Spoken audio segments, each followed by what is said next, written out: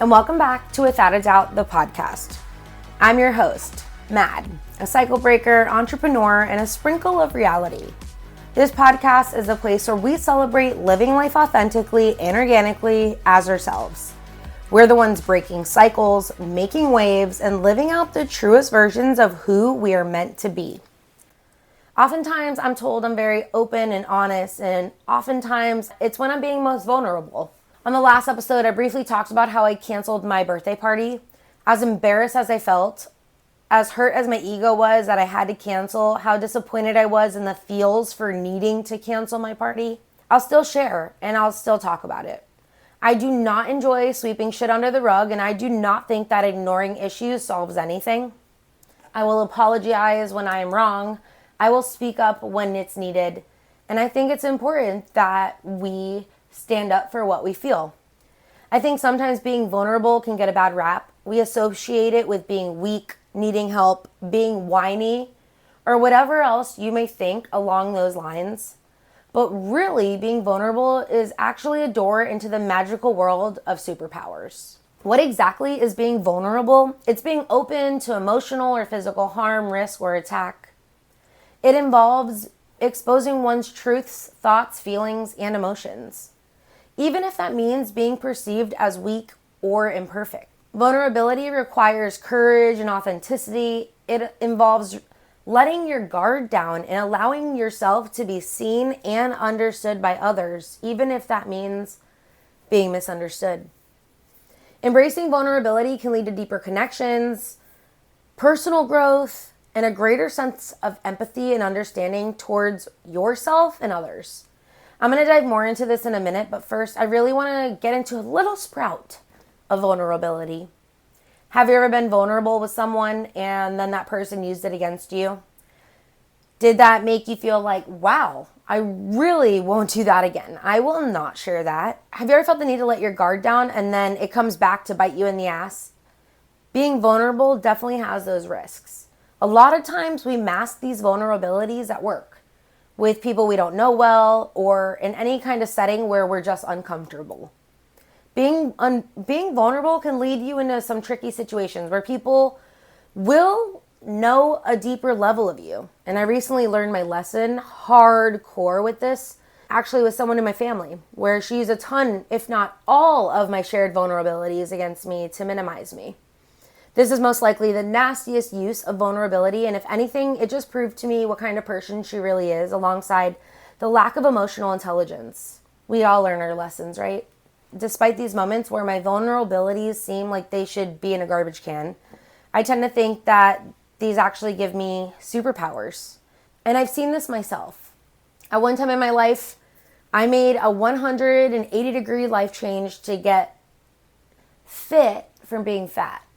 In the time that I lost 75 pounds in my fat to fit journey, I found a space where I fit in, and I became a fitness coach.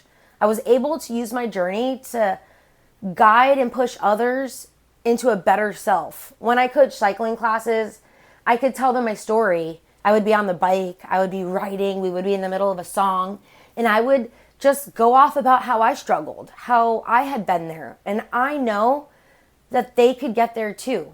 I have shared stories about where my mind had fallen, times where I thought I wasn't going to make it.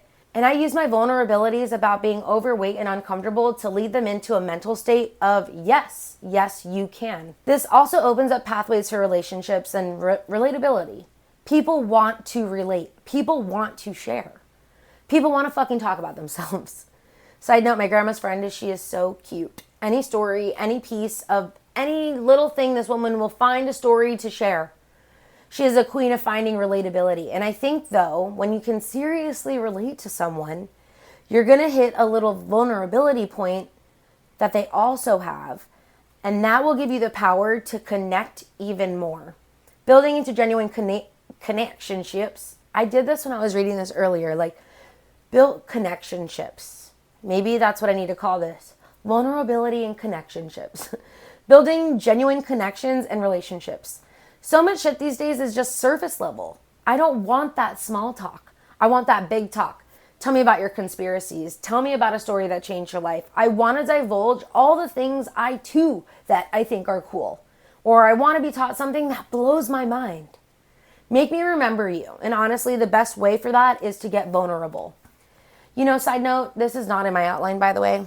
In high school, I won the superlative of most unforgettable. I was recently going through my little, I have a toy chest, fun fact.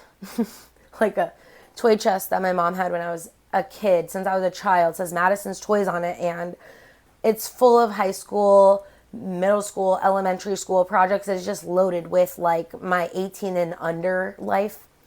And inside of that was a sash from the superlative I won from prom saying most unforgettable. And I wonder if in the time that I won that, if a lot of these kids, they vote for you. I was in a high school of 1,000 kids in my senior class, and I won most unforgettable. So it makes me think now, like, how much vulnerability did I even share when I was 15, 16, 17, 18 in high school that I won most unforgettable? That people, I wonder how many of you actually remember me from high school. 2. Honestly, besides that. In a lot of my classes, I also would build solid relationships with people who I still talk to now, 5 years since I stopped coaching. I have solid relationships with people that I just met at the dog park. Shout out to my girl Holly, who I was even a bridesmaid in her wedding.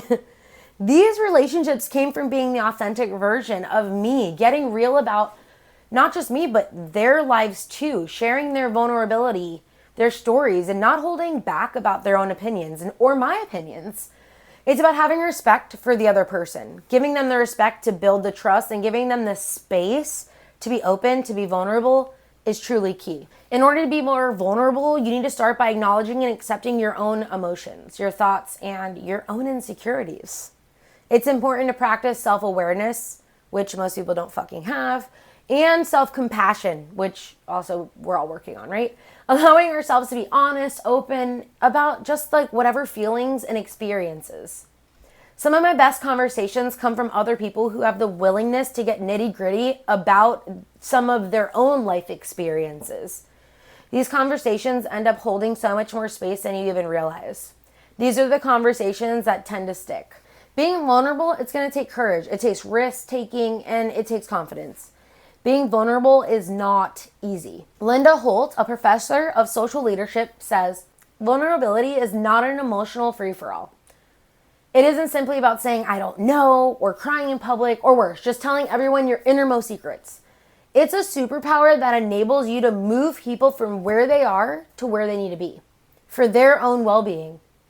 Sometimes our superpower can bring out more in others.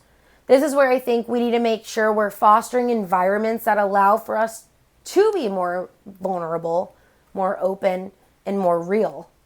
In times with social media, so much is filtered, copied, phony, or even just fake. We're living in times of influence, imitation, and we're losing authenticity and differentiation. We all possess different vulnerabilities and equally have moments of them, but it's our doing to bring those back out. A quick 5 ways to make sure you're actually fostering a space for vulnerability within your family, friends, or whatever, because this is useful every fucking where. Number 1, boundaries make vulnerability possible. You can't be all the things to all the people all of the time. Make sure you have good boundaries around your behavior, your time, your respect, and ensure that your people know what they are and that you enforce that when necessary. 2, we're going to share only what we're comfortable with. Personal disclosure is your choice. You decide what and with whom you want to share things.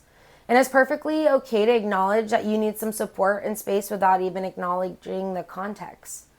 You don't have to share your darkest stories, but we are human. We don't need to know what everybody's favorite color is. Well, we could actually all start there, but I really think we need to get the sense of people. Share something that allows people to get a sense of you. You can't just be the purple lady. 3, keep your judgment in check. Judgment is often a self-protection strategy, and it distances you from things like fear or dislike. It also shuts people down, and it will stop people from sharing their problems or mistakes, and it will destroy trust and connection big time. It's happened far too many times, and I think it actually took me until this year to stop sharing some things. Insert the eye roll emoji. I'm only saying this because I'm actually learning to protect my peace more because I've been judged too fucking hard by some of my closest people. And these are the people that are going to judge you the hardest. Your family. They think they know you the best. 4, make it safe. Listen, create agency, encourage discussion, ideas, and stay respectful. Even when you disagree. It is not your life, it's theirs. Or if it's your life, you know what I'm saying. Them sharing with you is a huge thing. Don't discredit it. Don't push it away. Allow this real shit to wallow around. Sometimes we need to be in the thick of it. I literally mean that. 5, and finally, remember the aim is having human connection. Deep human connection, which we are seriously missing these days. Find the people in the space that let you be vulnerable and keep being that way and keep being open, because that connection will only get better. You being vulnerable is one of the greatest superpowers. And if you haven't tried it, I dare you.